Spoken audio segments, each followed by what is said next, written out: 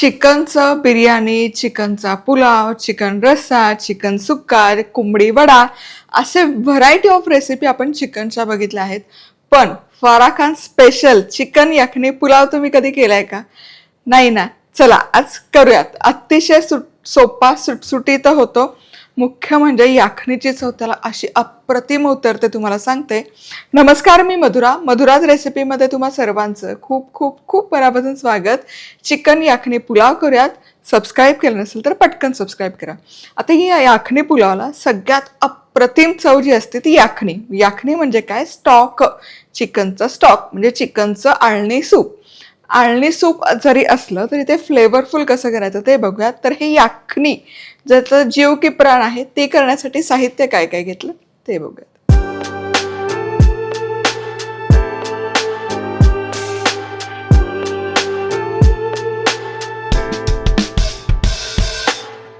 Chicken अर्धा kilo, मोठे मोठे करीकट पीसेस असतात ते आहेत.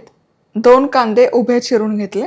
1 टेबलस्पून अख्खे धने, दालचिनीचा मोठा तुकडा, 1 टेबलस्पून आलं लसूण पेस्ट, 1 टेबलस्पून बडीशेप, 1 टीस्पून म्हणजे 1 चमचा जिरं, 1 चक्री फूल, 8-10 काळी मिरी, 2 ते 3 वेलदोडे, 2 ते 3 हिरवी मिरची, 1 चमचा मीठ आणि 8 ते 10 लवंगा. अगदी साधं सोपं रेसिपी आहे. करायचं काय? सगळ्यात आधी घ्यायचं चिकन.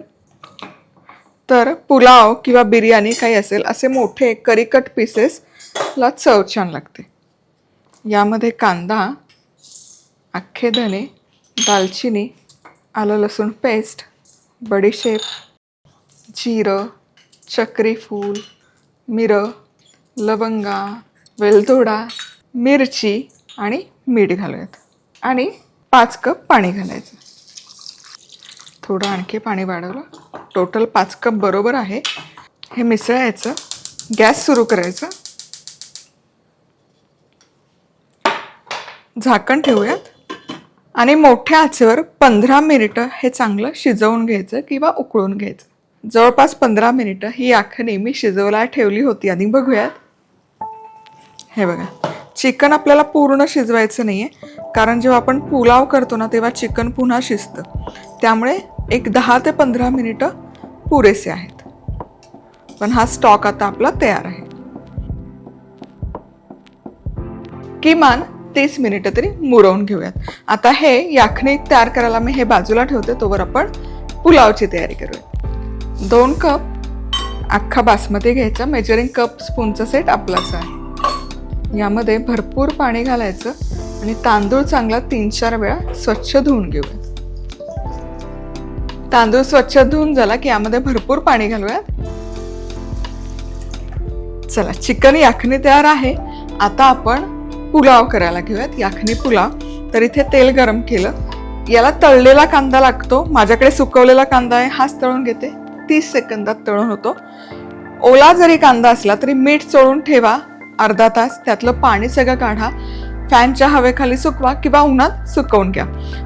अर्ध जरी पाणी काढलं ना तरी 5 मिनिटात कांदा व्यवस्थित तळून होतो.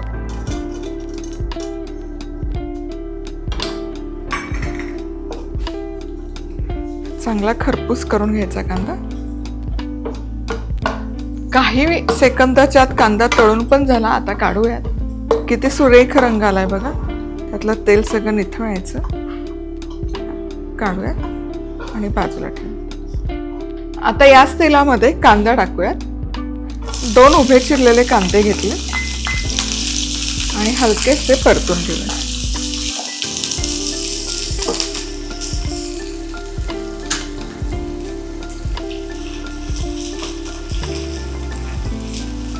कांदा अगदीच खरपूस करायची गरज नाही. आता यामध्ये टोमॅटो घालायचं, आलं लसूण पेस्ट, यासोबतच दही अगदी मस्ट आहे. याखनी पुलाव आहे हा. तर यामध्ये हिरवी मिरची देखील घालायची आणि कोथिंबीर. अगदी बेसिक फोडणीचं साहित्य लागतं. ॲक्च्युअल पुलाव करताना फार काही जिन्नस लागत नाही. आता तांदूळातलं अर्धा तास तांदूळ भिजत झालाय तर त्यातलं पाणी पूर्ण उपसून घेऊयात, म्हणजे पाण्याचं प्रमाण चुकणार नाही. चला, आता या फोडणीमध्ये तांदूळ घालायचे. मिक्स करूयात आणि यामध्ये हे चिकन स्टॉकचं आधी चिकन घालूयात. वा, हे बघ, फक्त चिकन घेऊयात. मस्त गरम गरम वाफवलेले.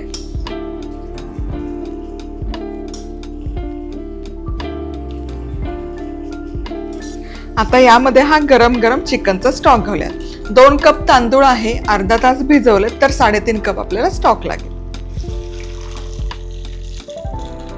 किंवा तांदूळ पुडेल इतका स्टॉक घ्यायचा. यामध्ये मीठ देखील घालूयात. बेताने घाला.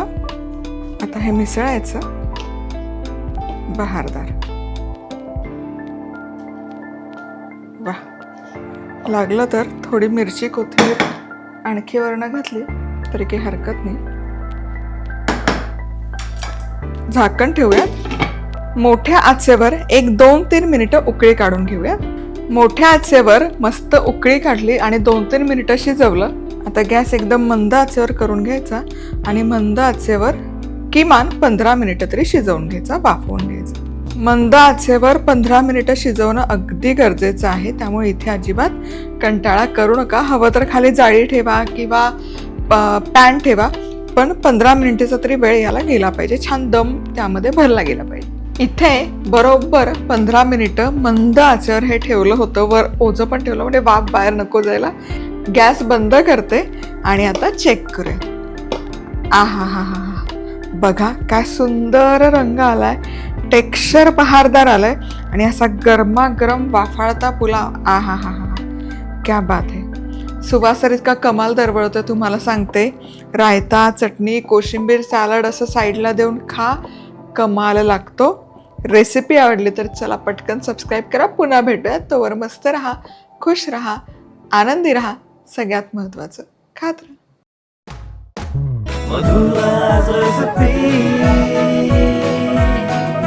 मधुराज रेसिपी, महाराष्ट्राची अस्सल चव.